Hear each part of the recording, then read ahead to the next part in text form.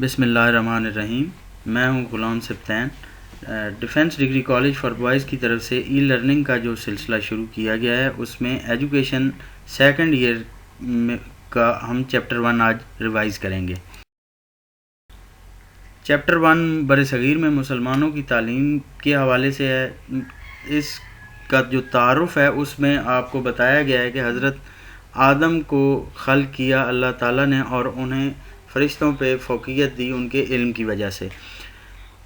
آپ صلی اللہ علیہ وسلم کے دور میں حضرت آدم کے بعد جو 1,24,000 پیغمبر آئے ہیں ان میں آپ صلی اللہ علیہ وسلم کے دور میں تعلیم کا اہتمام کیا گیا. مکہ میں رہتے ہوئے حضرت زید بن ارقم کے گھر پہ تعلیم کا سلسلہ جاری رہا اور مدینہ میں آپ صلی اللہ علیہ وسلم جب پہنچے تو وہاں پہ صفا کا چبوترا قائم کروایا. اس کے بعد مسجد قباء میں تعلیم کا سلسلہ جاری رہا. آپ صلی اللہ علیہ وسلم کی زندگی میں ہی 9 مدارس کا ذکر ملتا ہے.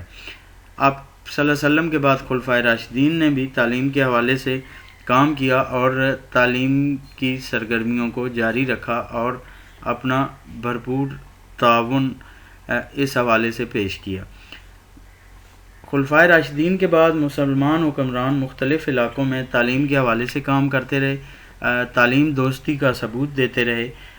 مسلمانوں کا جو تعلیمی نظام ہے اس میں مکتب اور مدرسہ کو بنیادی اہمیت حاصل ہے. اس کے بعد جو طالب علم مکتب اور مدرسہ کی تعلیم حاصل کر لیتے ان کو جامعات میں داخل کروایا جاتا جن کو یونیورسٹیز کہا جاتا ہے.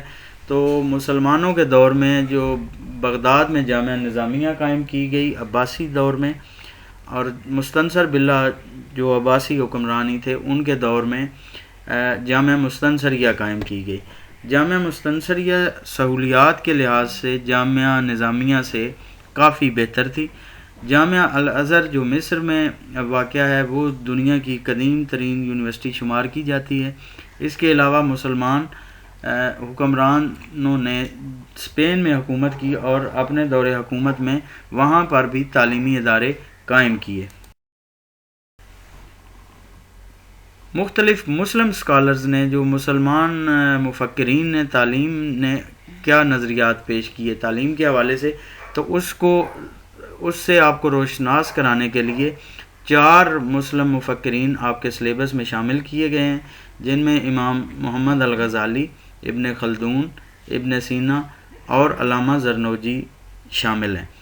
تو ان چاروں کا جو سوال کا پیٹرن ہے اس میں کیا ہیڈنگ آ سکتی ہیں تو ان کے جو تعلیمی سرگرمیاں جو ان کی تعلیمی فکر ہے اس کو 5 حصوں میں تقسیم کیا گیا ہے کہ ان کے تعلیمی تصورات کیا ہیں، مقاصد تعلیم کیا ہیں، نصاب تعلیم کیا ہیں، طریقہ تدریس کس کو یہ بہتر سمجھتے ہیں اور استاد اور شاگرد کے آپس میں تعلقات میل جول کس طرح سے ہونا چاہیے، استاد اور شاگرد کے درمیان جو احترام کا رشتہ ہے یا شفقت سے پیش آنا استاد کی طرف سے یہ کیا طریقہ اختیار کیا جانا چاہیے.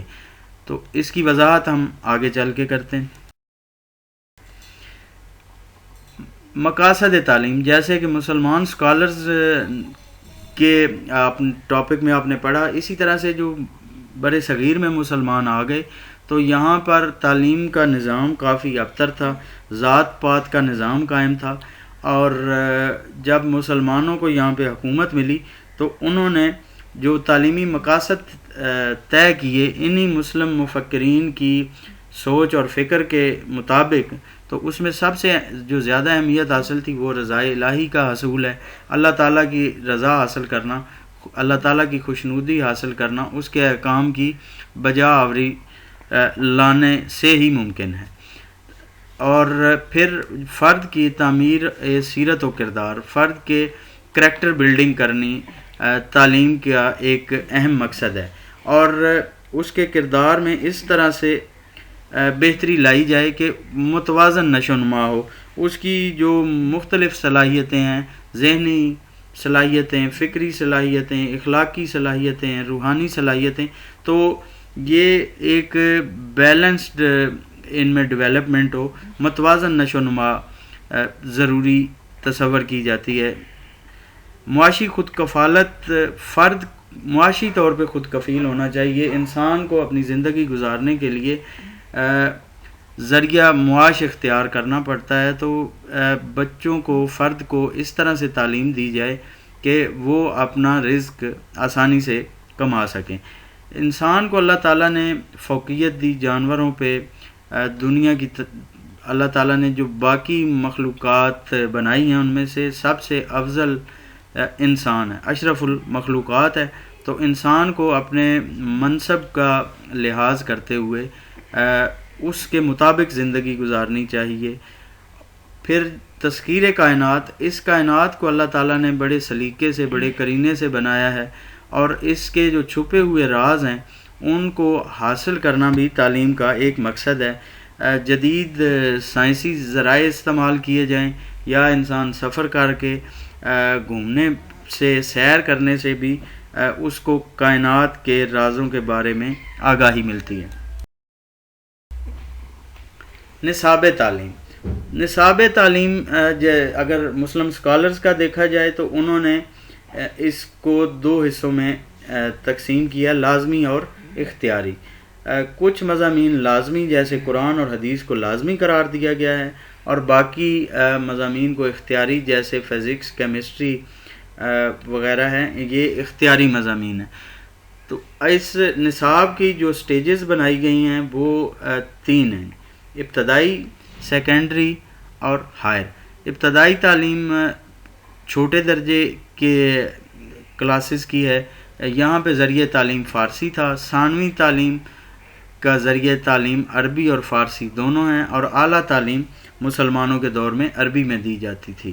تو اس کے 3 دور ہیں. پہلا دور اکبر سے پہلے تک کا ہے، دوسرا دور اورنگزیب عالمگیر سے پہلے کا ہے، اور تیسرا دور جو اورنگزیب عالمگیر کا دور ہے اس کو درس نظامی بھی کہتے ہیں. دوسرے دور کا جو نصاب ہے وہ فتح اللہ شیرازی نے تشکیل دیا، اس کو مزید بہتر کیا اور اس میں تبدیلیاں لائیں ملا نظام الدین نے، اور درس نظامی تشکیل دیا. آج بھی پاکستان اور ہندوستان میں جو قائم مدارس ہیں وہاں پہ درس نظامی کی تعلیم دی جاتی ہے.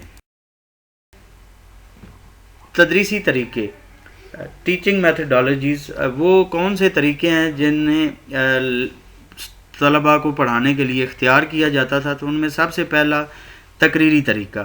تقریری طریقہ میں معلم جو ہے وہ لیکچر دیا کرتا ہے، تقریر کیا کرتا تھا، اور طالب علم اس کی تقریر کو سنتے تھے. یہ سب سے اہم طریقہ تدریس ہے، اور اس میں علم کا محور استاد کی ذات ہوتی. دوسرا طریقہ جو ہے درسی کتاب کا ہے، جس میں جو مواد، جو علم کا مرکز ہوگا وہ درسی کتاب کا مٹیریل ہوگا جو اس میں مواد شامل ہے. بحث و مباحثے کا طریقہ بھی اختیار کیا جاتا تھا. 2 گروپ بنا دیے جاتے جو آپس میں گفتگو کے ذریعے تدریس کے سلسلے کو جاری رکھتے.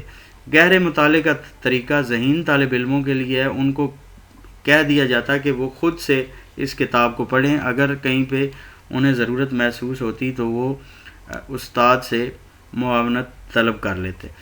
مانیٹوریل سسٹم یہ بھی برِ صغیر میں اختیار کیا جاتا رہا.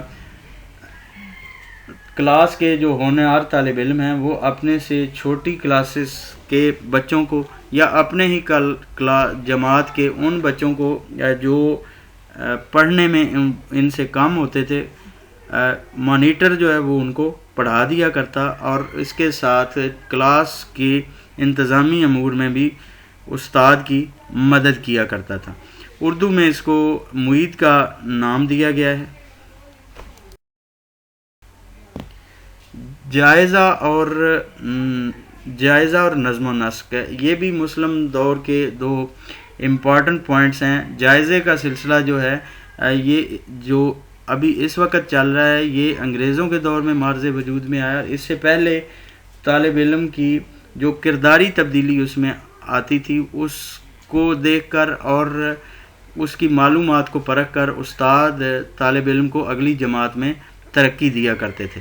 نظم و نسق کے حوالے سے جو بر صغیر میں قائم مدارس تھے وہ آزاد تھے اور خود مختار تھے۔ سلیبس نصاب ان کا اپنا تھا اور امتحانات کا طریقہ ان کا اپنا تھا، اور معاشی طور پر بھی یہ آزاد تھے، ان کو مالی طور پہ پریشانی کا سامنا نہیں کرنا پڑتا تھا۔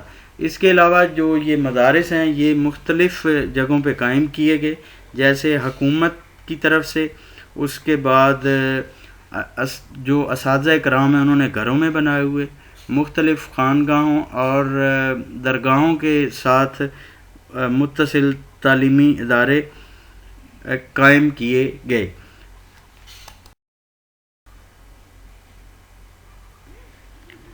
چیپٹر 1 کو بورڈ کے پیپر میں اہم اہمیت حاصل ہے، اور اس میں سے ایک لانگ کویسچن لازمی آتا ہے، شارٹ کویسچن اور ایم سی کیوز۔ اگر آپ اس چیپٹر کو اچھی طرح سے تیار کر لیں تو کم از کم 30 نمبر آپ کے بورڈ کے پیپر میں سے آ سکتے ہیں۔ آپ نے اب کرنا یہ ہے کہ یہ جو سوال آپ کے سامنے لکھے ہوئے ہیں ان کو تحریر کرنے کی مشق کریں اور ان کو اچھی طرح سے ذہن نشین کر لیں۔ شکریہ۔